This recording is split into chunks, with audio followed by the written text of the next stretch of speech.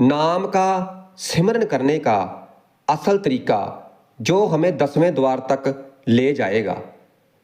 साध संगत जी, परमात्मा का नाम जपने का, आराधना करने का, नाम का सिमरन करने का वो असल तरीका, वो असल विधि जिसको अपनाने से हम उस 10वें द्वार तक पहुंच सकते हैं, जिसे आज्ञा चक्र भी कहा जाता है। इसलिए साध संगत जी, हर घर में एक रसोई तो बनी होती है ना, किचन बना होता है जहां पर खाना बनता है। इसलिए हर घर में 3-4 फुट जगह ऐसी भी होनी चाहिए जहां पर बैठकर व्यक्ति नाम का सिमरन कर सके। समझो कि वो भी एक रसोई है और वहां पर आत्मा का भोजन बनता है, क्योंकि शरीर का भोजन तो बन रहा है रसोई में, किचन में। तो एक ऐसा किचन भी चाहिए, ऐसी रसोई भी चाहिए जहां पर इस रूह की खुराक बनाई जाए, आत्मा की खुराक बनाई जाए। वहां पर बैठकर नाम का सिमरन भजन किया जाए।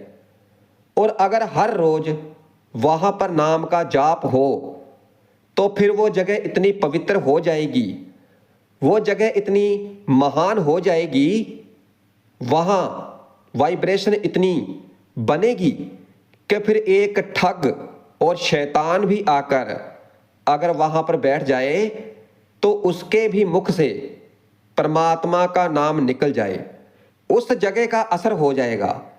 अब एक किसान ने जमीन में हल चलाया, खाद भी डाली, पानी भी दिया, चाहे चारों तरफ वाड़ भी बनाई और रखवाली करने के लिए बैठ भी गया। 15-20 दिन बीत गए मगर जमीन में कुछ पैदा नहीं हुआ। और फिर थक कर एक समझदार व्यक्ति को बुलाकर ले आया और उसे कहने लगा कि कुछ पैदा नहीं हो रहा है। फिर समझदार व्यक्ति कहता है कि तूने हल चलाया था? कहता है हाँ, मैंने हल भी चलाया है। पानी डाला है? कहता है हाँ, मैंने पानी भी डाला है। खाद डाली है? कहता है हाँ, मैंने बहुत बढ़िया खाद डाली है और सिंचाई की है। फिर पूछा अच्छा ये बताओ कि बीज कौन सा डाला है? फिर कहता है कि बीज तो मैंने कोई डाला ही नहीं है। फिर समझदार व्यक्ति कहने लगा कि भाई जब तूने बीज ही नहीं डाला तो फिर हल चलाया, पानी डाला, खाद डाली, ये सभी व्यर्थ चले गए। इसलिए कथा कीर्तन सुनना, गुरु घर आना, दान पुण्य करना, सेवा करनी, ये वैसे ही हैं जैसे हल चलाना, खाद डालनी, हल पानी देना, पर अमृत वेले उठ करके नाम का सिमरन करना, नाम जपना, तो ये बीज डालना है। इसलिए भाई समझो, अगर बीज ही नहीं कोई तो फिर तुम्हारे पल्ले क्या पड़ेगा? किसी के पल्ले कुछ नहीं पड़ेगा। जो लगभग 40-40 साल से सेवा कर रहे हैं, दान पुण्य कर रहे हैं, तो उनके पल्ले भी कुछ नहीं है। इसलिए गुरु घर ना आने वाला व्यक्ति अगर क्रोधी है तो गुरु घर आने वाला भी क्रोधी है। गुरु घर ना आने वाला व्यक्ति ठग है तो गुरु घर आने वाला भी कोई ज्यादा ईमानदार नहीं है। गुरु घर आने वाला भी झूठा है। गुरु घर जो नहीं आ रहा तो वो भी विकारों से भरा हुआ है और तरह तरह के अहंकार से भरा हुआ है। और जो गुरु घर आ रहा है तो वो भी अहंकार से भरा हुआ है, वो विकारों से भरा हुआ है। इसलिए आने वालों में और ना आने वालों में कोई ज़्यादा फर्क नहीं है। फर्क बस इतना है कि एक जाता ही नहीं है और एक जाकर भी नहीं पहुंचा। दोनों ही एक ही जगह पर खड़े हैं, दोनों ही भटके हुए हैं, दोनों ही ठिकाने पर नहीं पहुंचे। इसलिए जो हमें नामदान मिला है इसका जाप करना चाहिए, हमारे लिए बहुत जरूरी है। और केवल यही एक जरिया है 10वें द्वार तक पहुंचने का, उस अनहद नाद को सुनने का और उस शब्द के प्रकाश को देखने का। अब हमें जाना तो अपने अंदर है, तो फिर हमें समझना भी अंदर से चाहिए। बाहरी भक्ति में ध्यान जोड़ा क्योंकि बदकिस्मती है हमारे देश की कि हम बाहर भटकते फिर रहे हैं, मगर जो सच्चाई है, जो असल है, तो उसकी तरफ हम ध्यान नहीं देते हैं। हम बाहर ही बार बार परमात्मा को खोजते फिर रहे हैं, जबकि परमात्मा तो हमारे अंदर विराजमान है। हम अंदर खोज नहीं करते हैं, इसलिए हमें उस धुन में ध्यान को जोड़ना है और धुन हमारे अंतर में है, इसे पहचानना है और वो प्रकाश भी हमारे अंदर है। अब बाहरी प्रकाश को तो हम आंखें खोलकर देखते हैं, मगर अंधेरा होता है तो हम लाइट का सहारा लेते हैं और फिर रोशनी हो जाती है, पर उसे भी हम आंखें खोलकर देख सकते हैं, बिना आंखें खोले नहीं देख सकते। मगर जो अंदर का प्रकाश है, जो पतित पावन है, तो वो हमें अपनी आंखें बंद करके ही दिखाई देगा। वो हमें अपनी अंदरूनी आंखों से दिखाई देगा, क्योंकि जो बाहर खोलने की कोशिश करेंगे तो वो तो संसार का रस है, इंद्रियों का रस है, और इस 10वें द्वार का रस तो अंदर है। इसलिए सुरत को अंतर्मुखी करो, बाहरमुखी नहीं।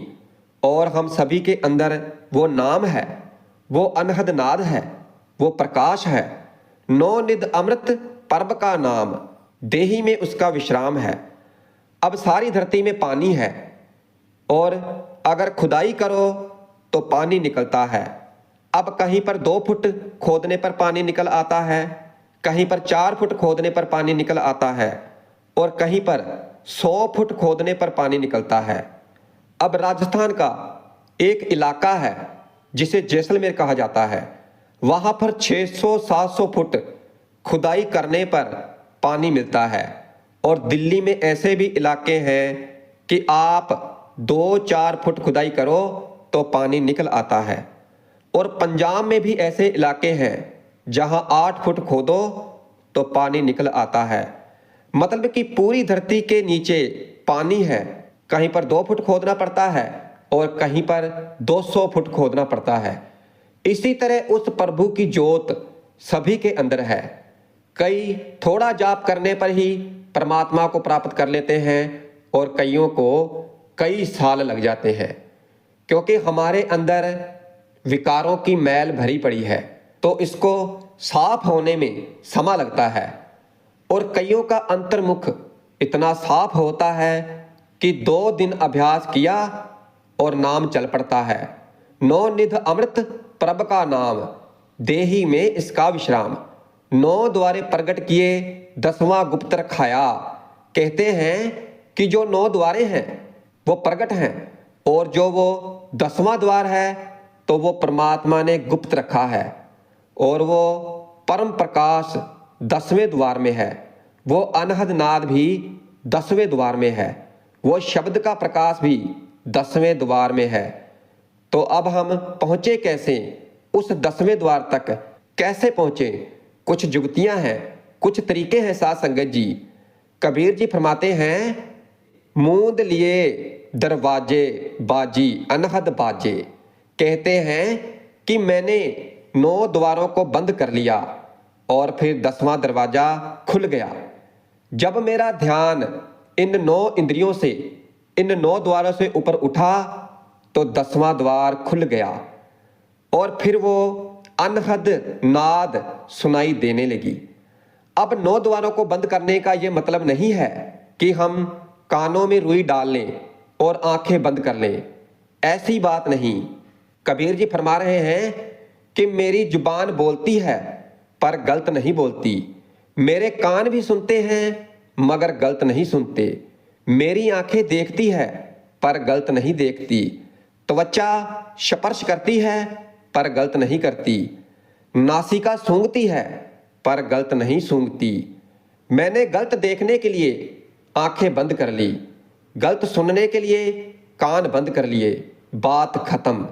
दरवाजे बंद कर लिए, मूंद लिए दरवाजे। अगर व्यक्ति सुचेत हो जाए तो कभी गलत नहीं बोलेगा, उसको ज्ञान हो जाए कभी गलत नहीं बोलेगा। व्यक्ति सुचेत हो जाए गलत नहीं देखेगा, व्यक्ति सुचेत हो जाए गलत नहीं सुनेगा।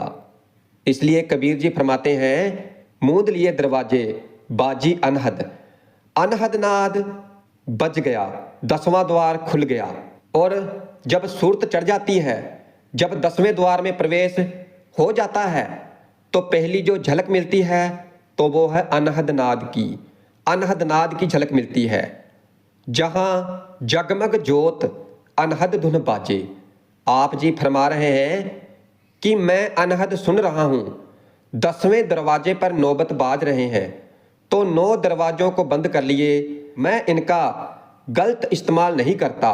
और कबीर जी कहते हैं कि मैं 10वें द्वार पर पहुंच गया। 10वें द्वार के पार अनहद बज रही है और 10वां द्वार बंद है। द्वार तक पहुंचते ही अनहद नाद सुनाई देने लग जाती है। 10वें द्वार तक पहुंचने की यही पहचान है कि व्यक्ति अनहद नाद सुन रहा है और 10वां द्वार खुल गया तो उसे प्रकाश की झलक भी दिखाई देगी, उसके अंदर प्रकाश हो जाएगा। ये 2 बातें हैं। कबीर जी अब 10वें द्वार पर पहुंच गए हैं, अनहद नाद को सुन लिया है और अब वो द्वार को खुलने की प्रार्थना कर रहे हैं कि हे प्रभु, हे परमात्मा, दरवाजा खोल, मैं आपके दर्शन करूं। अब जैसे लकड़ी का दरवाजा हो तो उसे तो हम खोल भी लेंगे, नहीं खुलेगा तो तोड़ भी लेंगे, पर यह 10वां द्वार है। मंदिर का दरवाजा खुला लेना आसान है, गुरुद्वारे का दरवाजा खुला लेना आसान है, मगर 10वां द्वार खोलना बड़ा मेहनत का काम है। ब्रह्म वेद ठाड़े तुझ बिन, सुरत करे को तेरी, दर्शन दीजिए खोल किवाड़। हे प्रभु, अब खोल किवाड़, दर्शन दो, अपना दीदार दो। ब्रह्म वेद ठाड़े दरबार, तुझ बिन सुरत करे को मेरी, दर्शन दीजिए खोल किवाड़। हे प्रभु, हे दाता, मैं तेरे द्वारे तक पहुंच गया हूं। नाम का सिमरन करते करते, अभ्यास करते करते, नाम जपते जपते तेरे द्वार तक पहुंच गया हूं। और वहां की क्या पहचान है? वहां की पहचान है कि अनहद नाद सुनाई देने लग जाता है। अनहद नाद क्या है? अनगिनत राग रागनी, अनगिनत साधना की आवाज सुनाई देती है। बड़ा ही परम आनंद है, बड़ा ही परम रस है। अब कहते हैं कि हे प्रभु, हे परमात्मा, सुन तो लिया है और अब दर्शन दीदार करने हैं, तुझे देखना है, तेरे दर्शन दीदार करने हैं। क्योंकि आवाज तो दूर से भी सुनाई दे जाती है, मगर देखने के लिए पास जाना पड़ता है। अब जैसे अंदर कमरे में भी कोई आवाज हो रही हो तो बाहर सुनाई दे जाती है, मगर देखने के लिए तो नेड़ता चाहिए। कबीर जी कह रहे हैं कि हे प्रभु, मैंने तुम्हें सुन लिया है, अब मैंने तुझे देखना है, तू अपने दीदार दे, मुझे दर्शन दे, दरवाजा खोल। और नाम का सिमरन चल रहा है, नाम जप रहे हैं, नाम चल रहा है, इसलिए सबसे पहले अनहद नाद सुनाई देती है। और फिर जब अनहद नाद सुनाई देती है तो फिर अंदर अभ्यासी प्रार्थना करता है, अरदास करता है कि हे प्रभु, मेहर कर, बख्शिश कर, दया कर, अब तू अपनी झलक दे, अपने दर्शन दीदार बख्श। और फिर साथ संगत जी, एक दिन वो दरवाजा खुल जाता है और फिर अभ्यासी उस परम मूर्त को देख लेता है, उस परम प्रकाश को देख लेता है। और फिर जिस दिन उस मूर्त को देख लेता है तो फिर जिंदगी खत्म हो जाती है, जीवन खत्म हो जाता है। सफल सफल भई यात्रा, आन जान रहे मिट जाता। जिंदगी की यात्रा सफल हो जाती है। इसलिए जो हमारा मेन मकसद है तो वो उस 10वें द्वार तक पहुंचना, हमें पहुंचना है, उस अनहद नाद तक हमने पहुंचना है, उस परम मूर्त तक। और ये कथा कीर्तन एक साधन है, गुरुद्वारे जाना, मंदिर जाना साधन है। यहाँ जाने से हमें उस मालिक से मिलने की चाह पैदा होती है, मगर उस द्वार तक पहुंचने का और उस परम नूर को देखने का हमें इन साधनों में एक साधना ऐसी है कि हमें अमृत वेले में उठकर नाम का सिमरन भजन करना है, नाम की कमाई करनी है। नाम को श्वासोश्वास जपना है और फिर नाम को जपते जाओ। रोजाना नाम को जपते रहो और फिर जैसे ही धुन और ध्यान पास आ जाएंगे और ध्यान धुन में लीन हो जाएगा तो फिर ये धुन बंद हो जाएगी और अनहद धुन अंदर से प्रकट हो जाएगी। फिर अनहद नाद बजने लगेगा और फिर अभ्यासी ये अनहद नाद सुनकर भी भगत तृप्त नहीं होता है। फिर वो कहता है कि हे प्रभु, हमने तुम्हें सुन लिया है, इसलिए दर्शन दीजिए खोल किवाड़। फिर तो 10वां द्वार पार करके मैंने उस नूर को देखना है, उस परम प्रकाश को देखना है। इसलिए हम यही प्रार्थना करते हैं, हम सतगुरु से यही मांगते हैं कि सतगुरु जी महाराज कृपा करें, मेहर करें और हम सभी सुबह अमृत वेले में उठ जाएं और परमात्मा की भक्ति में लग जाएं, नाम का सिमरन भजन करने में लग जाएं और इन 9 द्वारों से अपने ख्याल को ऊपर ले जाकर उस शब्द धुन को प्राप्त कर लें, उस शब्द के प्रकाश को देख लें, अपना जीवन सफल हो जाए। इसलिए धुन ध्यान की साधना करनी है। सतगुरु सभी पर कृपा करें और सभी साधना करें, इसलिए हम यहाँ तक पहुँच सकें जिसको तीसरी पातशाही श्री गुरु अमरदास जी महाराज कहते हैं 10वां द्वार। 9 द्वारे प्रगट किए, 10वां गुप्त रखाया।